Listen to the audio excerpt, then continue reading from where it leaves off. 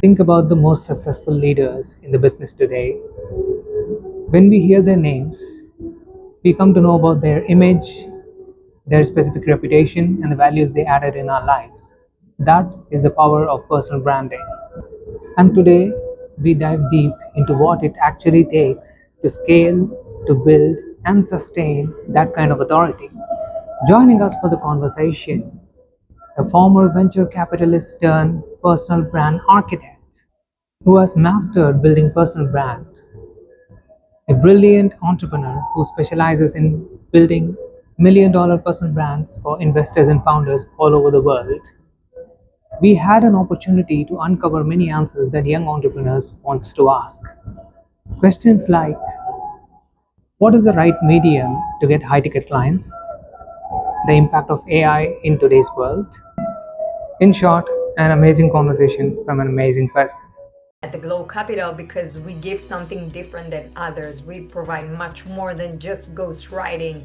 We do inner work with our founders. We help them understand what they want to be, who they want to become in a few years from now. So we do a lot of internal work and behind the scenes work that nobody really sees. Okay, I'm gonna just come and see from the behind one day. So to change one thing, wow, that's really hard because I truly don't regret anything in my life. I take a full ownership on my decisions, but maybe if I was going back, I would do besides the ghostwriting and personal branding and optimizing the LinkedIn and basic things everybody does. I think that my perspective of business development, because this is what I did also in the VC world and value creation. So the business development, connecting people to the right people in the industry that can help them, or connecting to other investors.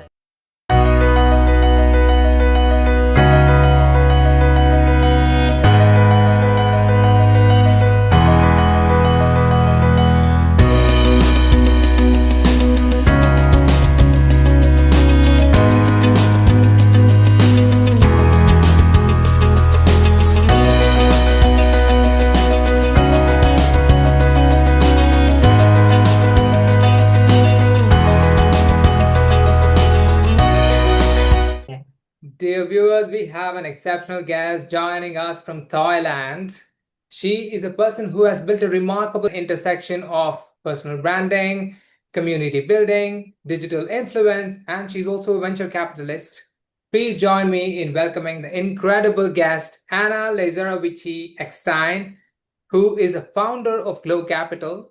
She also has a Glowers community. She's a LinkedIn top voice and expert. She is a ghostwriter, former venture capitalist, and she's a person who has built $1 million personal brands for investors and founders all over the world. Hannah, thank you so much for accepting my invite. It's wonderful to have you here today. Welcome to Undefined Podcasts. How are you doing today? Thank you so much. Thank you so much. I'm doing great, and I couldn't have done this introduction better than you. So thank you for that. Thank you so much, Hannah. So let's start with a hot topic, personal branding. If a high-level executive wants to build a personal brand, what are the key foundational pillars that he should consider that will ensure that he is building a highly trusted, authoritative, and elite personal reputation for himself?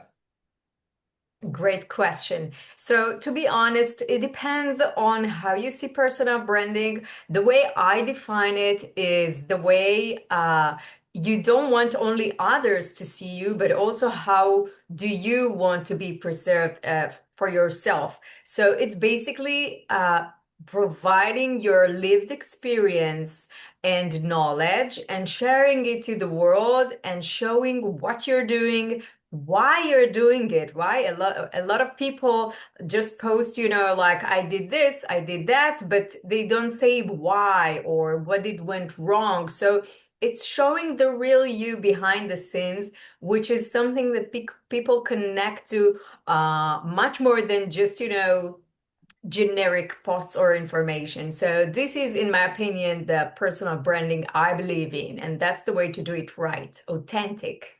Okay. So entering a, venture capital space is a dream for many professionals, yet you chose to transition out of it. You started the Glow Capital.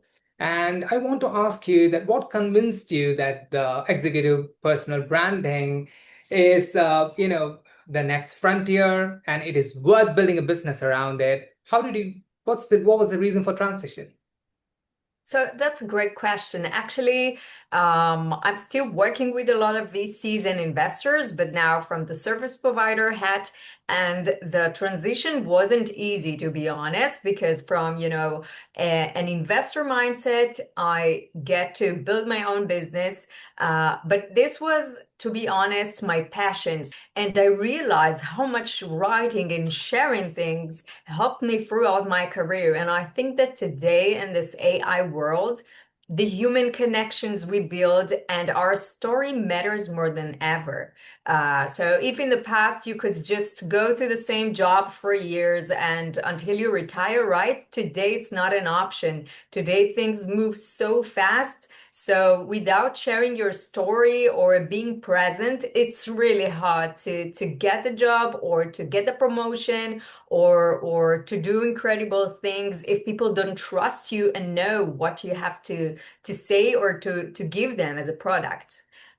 So it Absolutely. wasn't easy, but it's my passion to conclude. Oh, awesome. So that was a fascinating perspective. Well, the name Glow Capital, it's a wonderful name, actually. The glow represents the personal brand, and the capital is the amount of we are constructing a big brand and we are making money out of it, and it's really a good name. So I want to ask about the Glow Capital. So what sets the Glow Capital apart from the traditional agency? I mean, a lot of people are out there with with the concept of building a personal brand. I want to know what's special about Glow Capital. Is there any high-end services that you're offering unique through Glow Capital? So, besides the ghostwriting and personal branding and, optimizing the LinkedIn and basic things everybody does, I think that my perspective of business development, because this is what I did also in the VC world and value creation. So, the business development, connecting people to the right people in the industry that can help them or connecting to other investors. I do a lot of introductions to other investors in my industry. I think this superpower that I have and experience from my past roles actually is helping me also today in my current position at the Glow Capital because we give something different than others. We provide much more than just ghostwriting. We do inner work with our founders. We help them understand what they want to be, who they want to become in a few years from now. So we do a lot of internal work and behind the scenes work that nobody really sees. Okay, I'm gonna just come and see from the behind one day. So let's talk about your background for a moment. You're born in Israel, and then you completed your graduation in Reichman University, and then you did your executive program in Harvard University, and then you relocated to Thailand from where you operate your firm. Now, we'll talk about Thailand in a minute, but looking back at your roots to Israel, Israel is a country with a rich heritage, Mediterranean food, high energy lifestyle. I mean, Anna, if you're asked that one most impressive and interesting thing that you would carry around the world, wherever you travel, which you picked from Israel, what would that be? What is so special about Israel?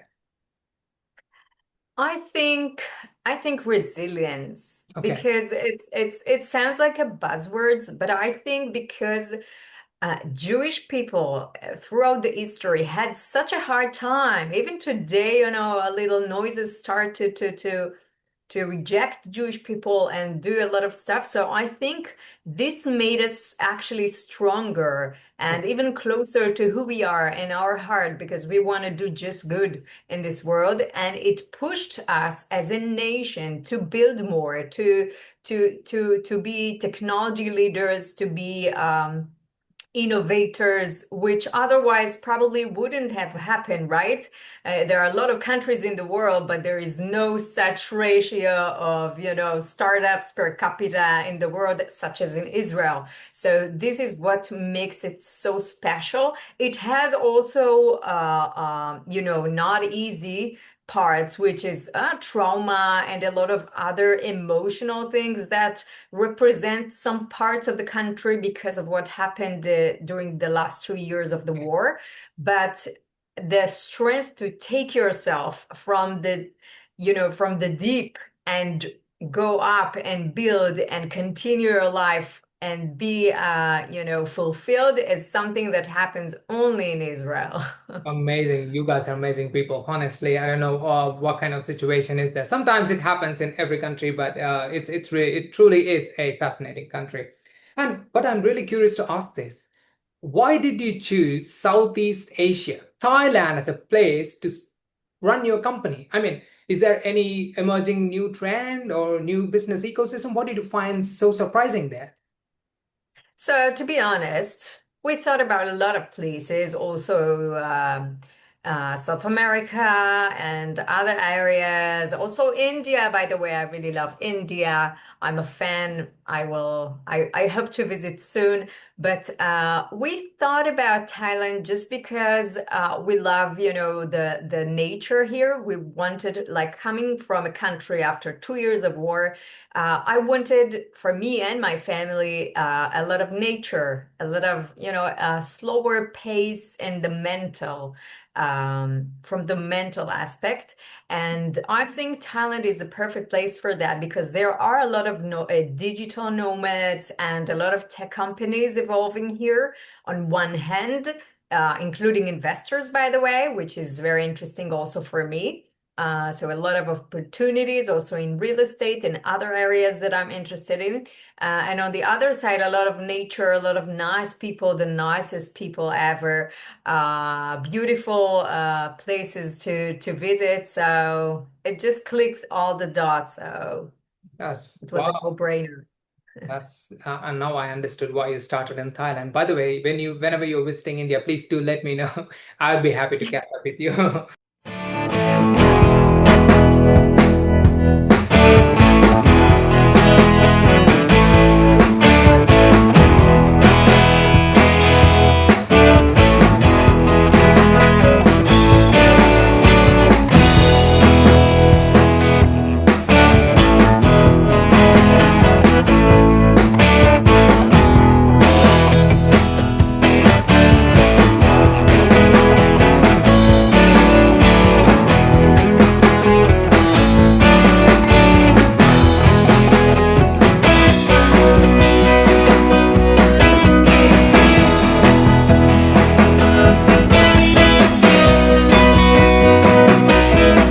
You. And yes, Perfect. so Anna, so let's talk about the big topic of the century, artificial intelligence. Do you think rise of artificial intelligence is a risk to building personal brand? I mean, does it hinder the building of true authority? Like, is it changing the value of trust, credibility, reach, and visibility of businesses? Do you think true authority is difficult with AI, or AI is a real asset? We should use it properly. What's your view on that? So I would say both. I will explain why. Because on one hand, I think AI can help more people who were not able in the past to write, didn't have the time or didn't have, I don't know, ideas what to write about. Now they have no excuse because AI can really help them take their thoughts and make it into content pieces, right? Much easier. So there is no excuse not to do it in a one way. But on the other way, people start to smell AI from distance. So I think that alongside the race for AI solutions, I think there will be a rise in the authenticity need. So people will trust more people who actually show their face, who actually speak in front of the camera, The more real and authentic you will be, people will connect to you much more easy. Because I see this all AI videos and creators. I think it's not working well. Also, the bots of automated messages from bots and agents, like that really sucks. Everybody's talking about how bad it is. So I think there will be a huge impact to people who will stay authentic and show their real personality and knowledge. That's very true. Thank you for the explanation. And for my next question, the entire audience around the world are going to love me, actually. Anna, please tell me, what is the most effective medium for attracting high ticket clients? That's a great question. But I think LinkedIn is one of the top places, especially if you're a SaaS company or a tech company. But not only, I see a big increase in therapists, coaches, even sport trainers. So I think if you want high clients, I think that on LinkedIn, because it's more tech, I don't know, there is more of a tech angle to that. I think that the higher tickets would be there. Also on Instagram or other, platforms, but LinkedIn is my top choice for sure. Wow, thank you so much for that insight. And definitely, I'm hearing my audience are already loving this. So everybody's going to get into the LinkedIn to search for high ticket clients, by the way. And here's a hypothetical questions for you. So, say for example, World Leaders Conference is happening, and the heads of the state are putting you in charge to design an economic roadmap for the future generation. What three skills that you would mandate to train the young generation, which will in turn ensure the long-term global growth and innovation? That's a great question. So I think the first one would be agility. So I think that moving fast and changing along the way would be one of the most necessary um, skill sets for the future, not staying in the same place. The second thing would be um, learning skills. So learning how to learn, how to evolve without being in a race. So I feel a lot of people are depressed today because of AI, because they're not using it right. They just scroll on their phone, they try to learn like this AI, and they do like really wrong steps to learn. So I think that learning how to learn is a huge skill for the future as well. And I think personal growth and development. So I think the future shows, and there is a very direct curve, that both mental health and physical health are going to be a huge factor in the satisfaction and happiness of entrepreneurs and innovators. So I think we will see also an increase in these sectors in their life. So without that, they will feel less full and less happy with where they are. So what are the really craziest thing you've seen people do when they are trying to build a personal brand? The craziest thing, wow, that's a good question. I've seen so many weird things, but I think that the weirdest thing I've ever seen is blaming others. So writing posts that kind of try to create, emotion, but in a bad way, just he's not good in that, or blaming others, and bringing a lot of negativity. I think this is not the way to show who you are or present yourself in a good way, even though it might create a lot of likes and comments because people are replying to that, right? Every radical post will create a lot of buzz around it. But if it's a negative one, most of the time it will not really make a good impression to your personal brand. So it depends how you phrase it. So yeah. Yes, that is really, really true. Social media is taking, a different direction whenever it comes to a topic, people just scroll and a lot of negativity in the social media. Sometimes, definitely Meta and Google are trying to, stop everything as much as possible, but they couldn't. So this happens, and it obviously, like you said, it's going to create a very bad impression for the people who actually starts to do something that they shouldn't be doing in the social media, especially.